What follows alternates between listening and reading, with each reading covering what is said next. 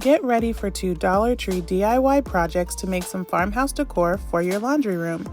These are so cute, you may even be inspired to do your laundry more often. Or maybe not. Plus, as always, DIY treats.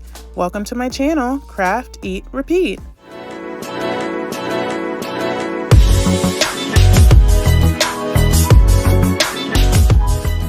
Hi guys, my name's Aneka and welcome to my channel, Craft, Eat, Repeat.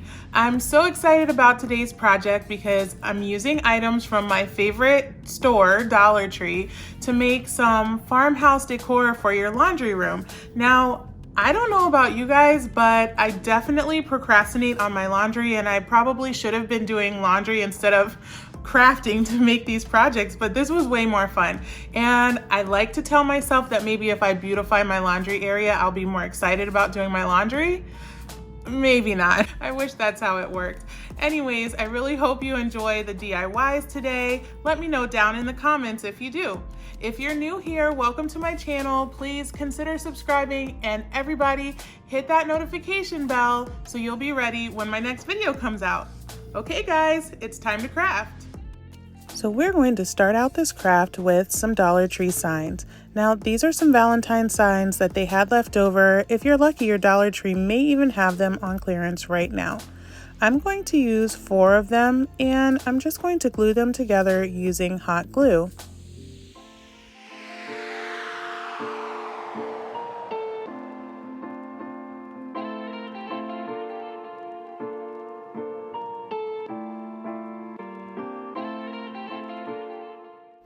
Once I have them all attached, I'm just going to reinforce by putting a little bit of hot glue right into the seams.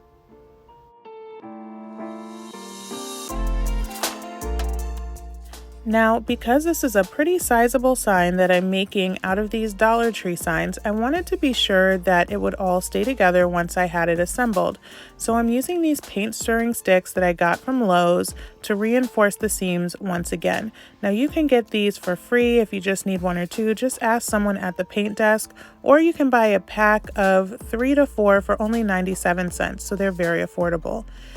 I already had these cut from a previous project, but if you don't have access to these, you could always use the craft sticks that you could get at Dollar Tree or Walmart. Once I had that assembled, I got my tumbling tower cubes, and that is what I'm going to use to make my frame.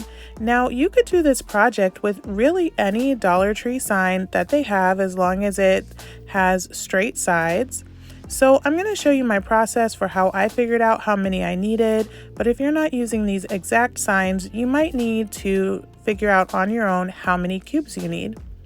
So I wanted my frame to be made up of cubes in sets of 3, and I just alternated if they were going vertically or horizontally. This really gave it some visual interest, and once I stained these cubes, it just made a pattern that was beautiful.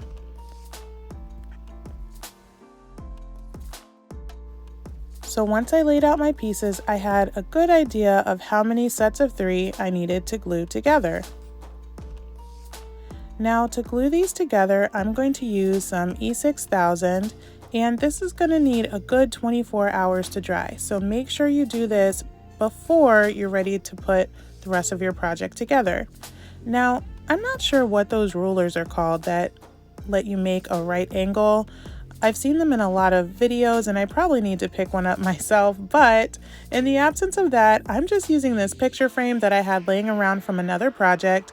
I'm gluing my tumbling tower pieces together and then I'm just pressing them into the corner of this picture frame to make sure that they're all nice and even. One thing to be aware of as you're gluing is that you don't want a lot of glue to come out from between your pieces onto the top of your squares. That will make doing the stain a little more difficult. If that does happen, just grab some sandpaper or a nail file, file down the dried glue, and then your stain should adhere nicely. So now that I have all of my sets of 3 assembled, I'm going to go ahead and make the sides of my frame. Now, what I didn't do here and I should have done was to put the pieces together exactly where I wanted them to dry. Unless you're using hot glue to reinforce this, the E6000 does not stick together immediately, and they're a little difficult to move if you need to shift them out of the way to finish your project. I ended up putting together 3 sets of 12 and 6 sets of 4. The set of 4 had one extra piece on the end to make it just long enough for these boards.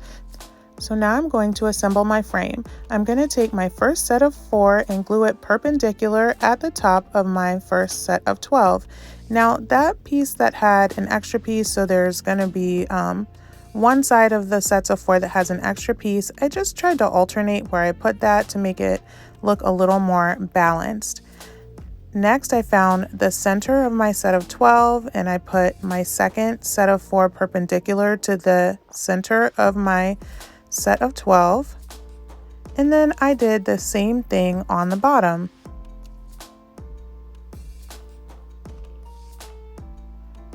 Once I had that together, I glued my middle piece, which is a long set of 12, and then I just repeated the same process over to complete the frame.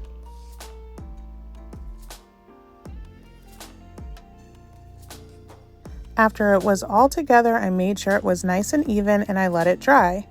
While that was drying, I decided to paint the signs that I got from Dollar Tree, and I wanted to use white with black lettering, but I think a black sign with white lettering might also look really nice. All it took was 2 coats of paint. Now, the next day this was dry, but it did also dry to the project board, so I used some scissors to help release it from the project board until I could move it. Next, I don't actually have wood stain, so I'm going to use the trick of using chalk paint and mixing it with equal parts water, and it looks just like a beautiful stain. You can do it with any color, and I just love the way it looks. I used a leftover tumbling tower piece to make sure the color was what I wanted, and then I stained all of my frame. Now I just painted it on, making sure to get the sides and all the corners, and then I wiped it off. And I love how this really reveals the grain of the wood and the pattern of doing all the different directions of the tile pieces. I used a clear coat to seal up my wood and I let that dry. Once everything was dry, I was ready to put it together. So I just used hot glue to assemble my frame onto my Dollar Tree signs. I do think that I'll go back later and reinforce this with some E6000, especially since it's going to be in a laundry room. I think some of the moisture and the heat from the washer might make it a little better idea to use a better adhesive. But for now, I used hot glue and it stuck just fine. Next, I'm ready to put my words onto my sign. Now, I don't have any kind of vinyl cutter, so I'm gonna have to do this the low-tech way. I made some graphics, I printed them out on my printer. I'm gonna flip them over, color them with pencil, and then I'm gonna flip them back over, tape them to my sign, and trace out the words and the shapes with a pencil or a pen or whatever you have. This will transfer the outline onto your sign, and you'll be able to then paint it in with either a paintbrush or a paint pen.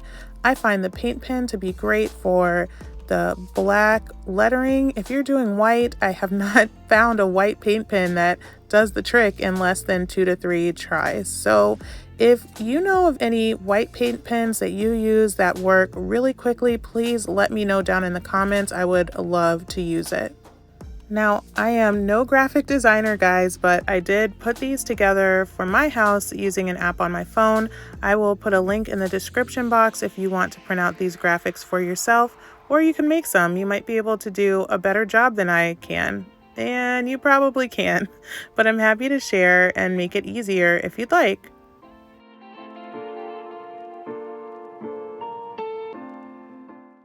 Once everything was traced out, I was done. I absolutely love how this came out. I can't believe I was able to put this together using only Dollar Tree products, and I think it's going to look great in my laundry room. So for my second Dollar Tree DIY project to make some farmhouse laundry room decor, I'm going to use 2 picture frames. I chose these 5x7 picture frames because I wanted this to be a decent size. You can use any picture frames you want. I have also seen where sometimes the Dollar Tree has those galvanized steel frames. I couldn't find any, so I'm going to show you how to make this even if you can't find those. So I just took out the glass and I took the little pieces on the back that hold the picture in from one of my frames. Using E6000, I am going to just stick these together.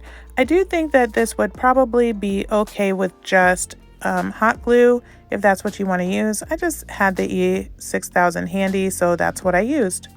Now to make this Farmhouse Decor washboard stand up, I'm going to use those same tumbling tower pieces to make some legs for my project. I'm going to do 2 pieces right next to each other just to make it a little bit thicker. I had some E6000 spill out onto my project board, which is what I was just using right there. And I'm going to use my same little picture frame to make sure that they're even. Once I have them all together, I'm just going to glue them all to make the legs on both sides of my picture frames.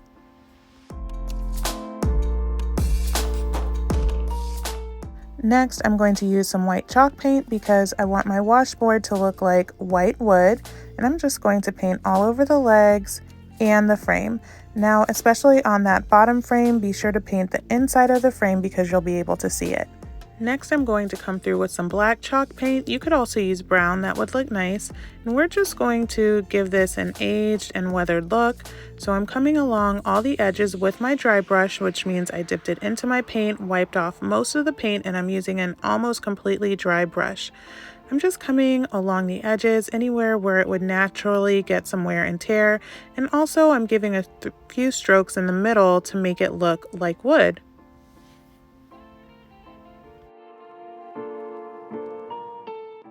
Next, because I wasn't able to find the galvanized steel picture frames at Dollar Tree, I'm going to make some of my own. So I got some poster board and I'm just marking down about 7.5 inches all the way across my poster board.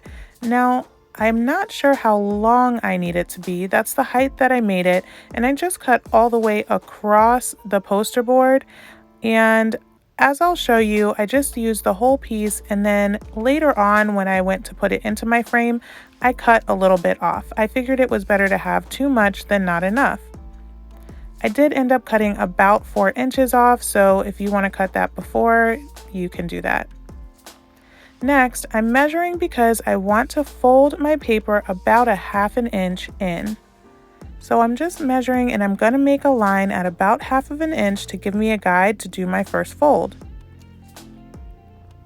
Now that I've got that done, I'm going to take my poster board and I'm just going to fold it back and forth at about that 1/2 inch mark.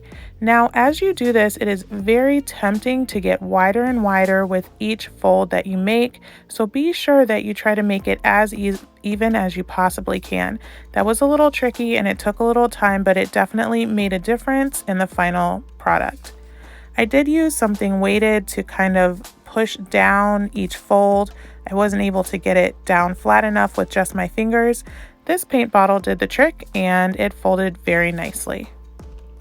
Once that was completely folded, I spray painted it with an antique flat nickel spray paint. Now I'm going to take the cardboard that was inside my picture frame when I bought it, and I'm going to paint it completely black and let it dry. Once my spray paint is dry, I'm going to take a foam brush with just a tiny little bit of black paint on it. We're going to use a dry brushing technique, which means we're going to use barely any paint on our brush and just gently brush it back and forth against my spray painted faux metal piece. Now, this is going to give it kind of an aged look that I think will look great in this project. Once that's finished, I'm going to grab my washboard sign and use a glue gun to put my antiqued galvanized steel piece right into the inside of the bottom frame. Now, I had already cut off those 4 inches. I'm sorry guys, I did that off camera because I wasn't thinking, but I did cut off about 4 inches, so you should put your piece into the frame, see what looks nice, and then cut off the excess. And it looks just like a washboard.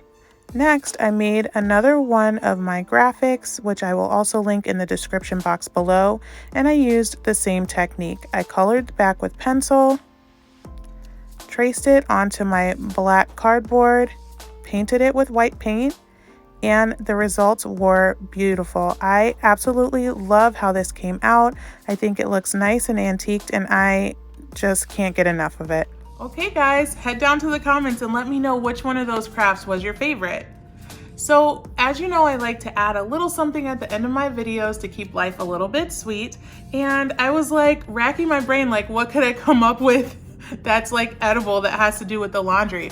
But when I started thinking about the farmhouse decor, it made me think of my grandma and the summers I used to spend out on the farm in Mississippi, and that brought to mind banana pudding. Now, this is not my grandmother's recipe. It's a quick and easy recipe that a busy working mom of 3 little kids can make, but it is absolutely delicious. It reminds me of the farmhouse of my childhood, and I hope you guys enjoy it. So, it's time to eat. So we're gonna start out by using a can of sweetened condensed milk, which I'm just going to pour into my bowl, and I'm going to whisk in some ice cold water. Next, I'm going to use a packet of vanilla instant pudding and put that in, whisk it all around, make sure the lumps are out, and put it in the refrigerator for about 4 hours. Next, I'm going to take some heavy cream and I'm going to mix that until it turns into the most delicious whipped cream you've ever tasted. Once all that is done and chilled, I'm going to fold in my whipped cream into my vanilla pudding. Make sure you do this very gently. We just incorporated a lot of air into our whipped cream and we want that same nice fluffy feeling in our banana pudding. Once it's completely incorporated, I'm going to grab all my extras that make banana pudding delicious. I'm going to start with a layer of vanilla wafers. I'm going to add a layer of bananas. Next, I'm going to put a dollop of the pudding. And I reserve some whipped cream to make a layer of the whipped cream as well. I'm going to repeat that again for another layer. And it all combines to make the most delicious banana pudding you will ever want to taste. This is so light and delicious, it definitely fits in with that farmhouse feel. I hope you guys enjoyed these projects. Please head down to the comments below and let me know which one was your favorite. Also, if you enjoyed this video, please give it a thumbs up. It helps my channel out so much, and I'm just so grateful for all your love and support. Okay guys, I'll see you again next time when we repeat it all again.